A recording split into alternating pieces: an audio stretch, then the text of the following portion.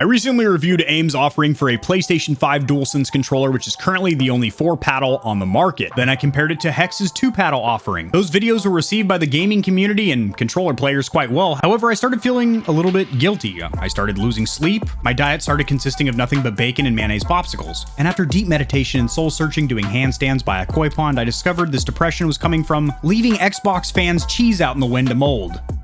Not in this deli, sweetheart. Feast your corneas on AIM's Xbox Series controller. That's right. Works on the Xbox Series brothers, the Xbox One brothers, PC obviously, Microsoft Windows, Microsoft Xbox. They're in cahoots. Let's get this thing.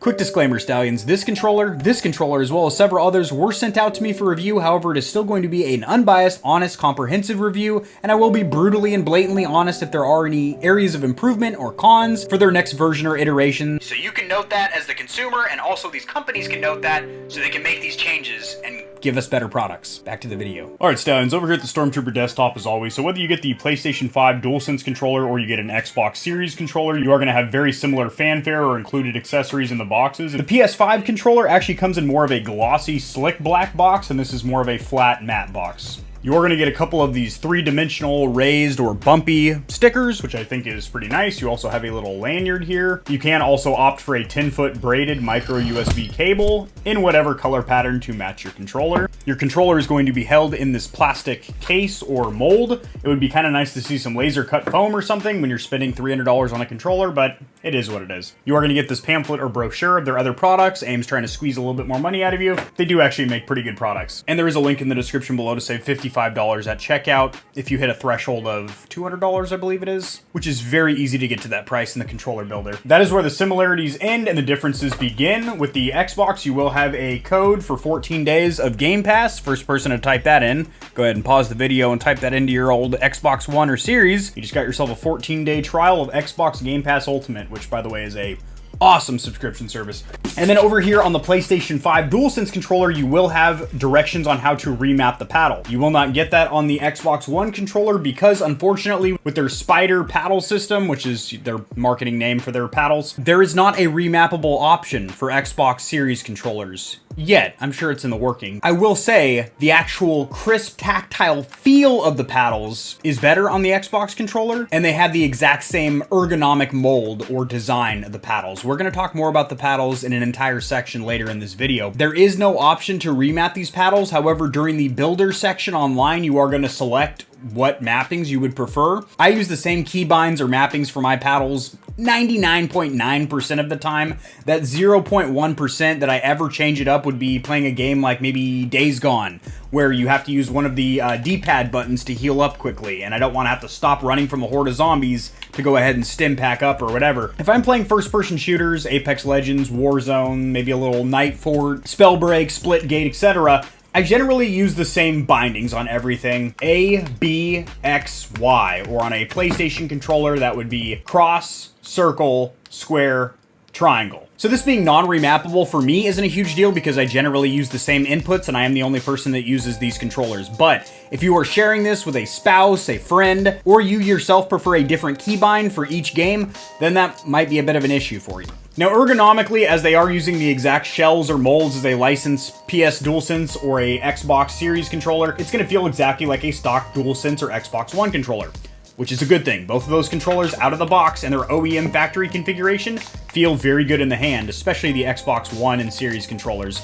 Feel very natural for most North American hands. And also the paddle system does work in such a way to where they are up and out of the way when you do not need them. However, they are right there in fingertips reach where you can cover all 4 of them comfortably and actuate them, but they have enough resistance and a tactile click to where you do not accidentally actuate them when you don't need them. And if you are doing that and you're playing a game that doesn't require paddles, guess what? All of these are removable, or if you want to play with just the top 2, just the bottom 2, maybe diagonal for some reason, you can do that, which I think is fantastic. And I wish more premium and custom, those are 2 different things, I wish more premium and custom controller companies would include removable paddles. A lot of them do it, but a lot of them don't, and kind of sucks when you're accidentally hitting paddles playing a game that doesn't even require paddles, like maybe Crash Bandicoot or Spyro or a racing game. Now this controller also does have their mechanical triggers, which of course give you a very short tactile pull, very similar to a mouse click.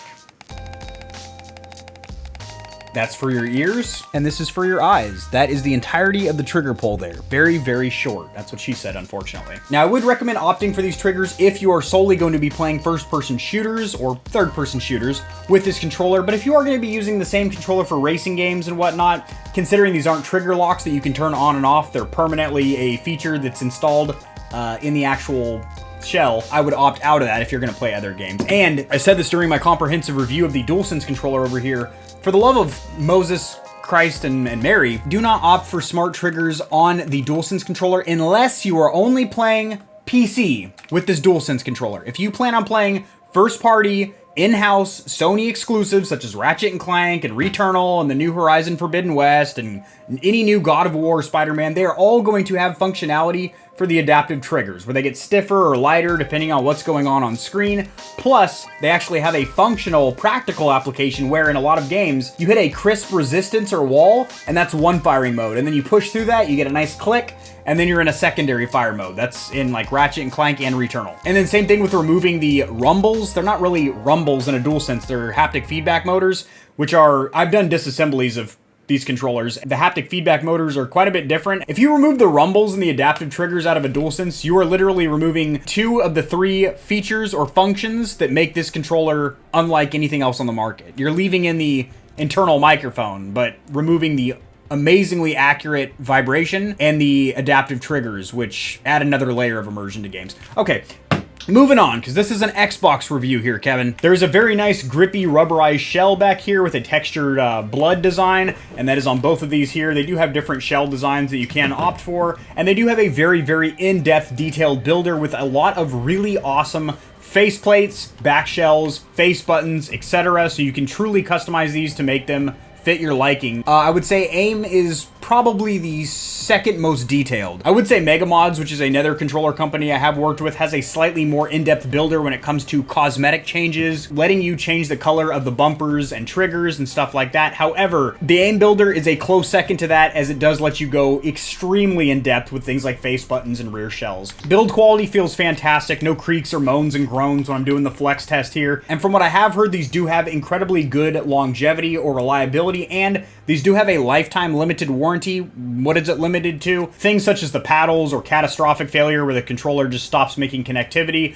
However, it does not cover stick drift. That's kind of to be expected, unfortunately, as stick drift is synonymous with almost all modern controllers, and considering they're starting with a licensed Microsoft controller, they're not changing out the thumbstick modules or anything like that, so that's kind of a Microsoft problem. So I think the majority of this video should focus on the paddles, since in my opinion that is what makes or breaks a custom or premium controller, especially if you're going to be using it for some kind of an esports shooter. Now, these are pretty damn awesome ergonomically. You can cover all 4 of the paddles, which is huge. Why have a 4-paddle controller, Scuff, looking right at you, sweetheart, if you cannot comfortably cover all 4 of them? Like, you don't want to have to in the heat of the moment, you don't want to have to be shimmy shuffling your fingers around, doing the 2-finger tango on your paddles to do the operation or action that you would like on screen. Also, the fact that they are removable, that's great. Chef kiss, that's fantastic. And I did mention earlier that these are not remappable, but that they do feel better than the DualSense controller over here. I'm going to play a little quick ASMR clip. Granted, this is recorded just with the inboard? What is this, a boat engine? The onboard microphone of the iPhone 13 Pro. But I want you to take a good gander, a good listen to the tactile click that you're getting out of the Xbox controller. The bottom paddles on the DualSense controller feel great. The top paddles, I did mention this during my comprehensive review, feel a little bit mushy, and they're definitely not the same actuator or switch inside that rear shell for the top 2 paddles, as where on the Xbox controller, all 4 of them feel amazing, and you do have to use a little bit more strength. They have more of a resistance to all 4 of the paddles and more of a satisfying tactile click. Give it a gander.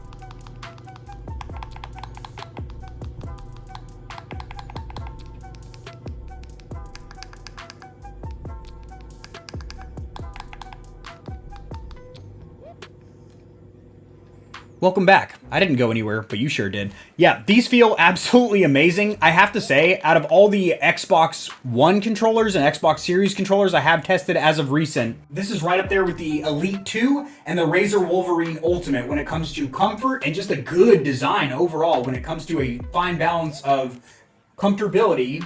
I don't know if that's a word or not, but the comfort you get from just resting your fingers on the paddles during a match when you're not actually pressing them, and then the fact that they are easily accessible when you do need them. So awesome paddle design, like really good. Face buttons are factory or OEM Microsoft buttons. They are membrane switches, i.e. they have a rubber plunger behind here, so they're still a little bit mushy. They're not that tactile click that you're gonna get like from a gaming mouse or from a Razer controller. They do not currently offer mechanical face button switches. However, one of my birds was in the courtyard the other day listening to Lady Catelyn Stark. They did hear chirps down the northern winds that maybe that might be in the workings for AIM controllers. I don't know. You didn't hear it here. But yes, I do think they should offer that option, maybe a $30, $40 option for mechanical switches for face buttons in their builder. I know I sure as shit would opt for those. Even though 90% of the time you're probably using the paddles instead of the face buttons, sometimes I play a cute platformer game where I don't need paddles and I am just using the face buttons, and it would be nice to have mechanical switches in there.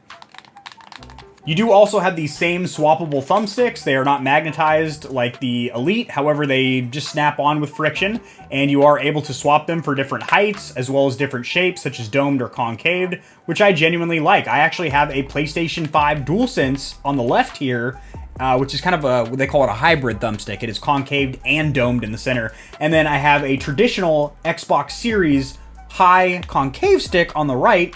I don't crank up my in-game sensitivity about 2 clicks over default on the horizontal and the vert, and if I'm feeling a little bit frisky, which I genuinely do feel a little bit risque, if you will, I'll pop on a couple of those Control Freak precision rings, which I have reviewed on this channel, link in the description below, to add a little bit of resistance. That's how I've been running my controllers, or configuring my controllers here recently, is running the stiffest precision rings, highest possible right stick that I can, the shortest possible left stick, and increasing my in-game sensitivity about 2 clicks above default. So not pinning it out, but just a couple, and that's basically how I run my controllers, Stallions.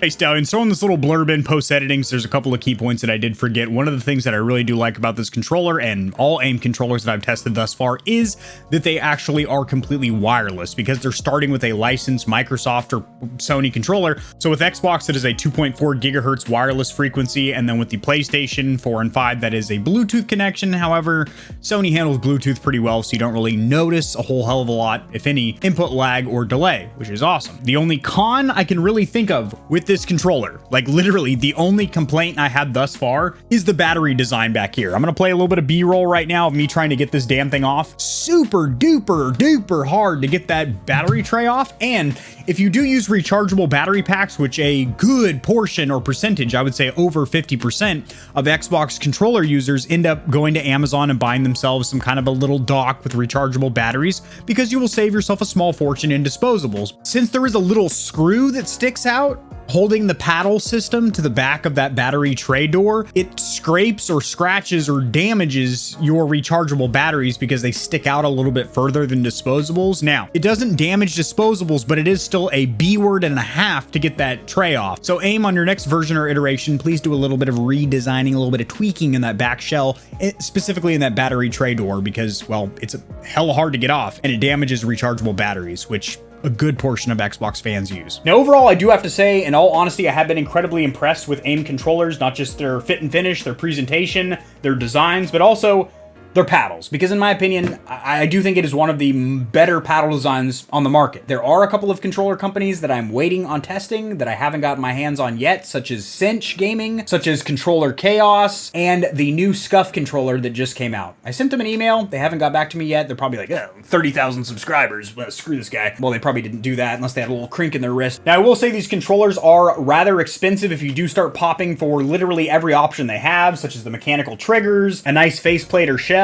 colored face buttons, a nice grippy back shell, and then obviously the option of remappable paddles on the DualSense. You don't have that option here with the Xbox. For the price, which is not cheap, these actually do perform quite well. And speaking of price, let's go ahead and slash about $55 off by using my coupon down there in the description below. I do advise you spec out a couple of these in different configurations, maybe an expensive build, a mid-tier build, and a budget build, just to really see what you do and do not need. And then use my discount code. Saves you a little cash and I get a little commission. Helps support the channel, and I do appreciate it. That is going to do it, Stallions. If you enjoyed this controller review, liking the video will help it to get seen by more gamers. This information will reach in a system as well and help them make a decision whether this controller might be right for their setup. Let me know in the comment section below if you have had any experience with aim controllers in the past, present, or you're planning on getting one, and if there is any videos you would like to see shot with these aim controllers or any specific controllers you would like reviewed on this channel. I literally work for you guys. Subscribe for more content like this. I cover news in the gaming community and industry, as well as tutorials helping you get set up streaming and YouTubing and honest gaming peripheral reviews, and I will see you tomorrow because I upload daily, except for occasionally when some shit's popping off. Peace.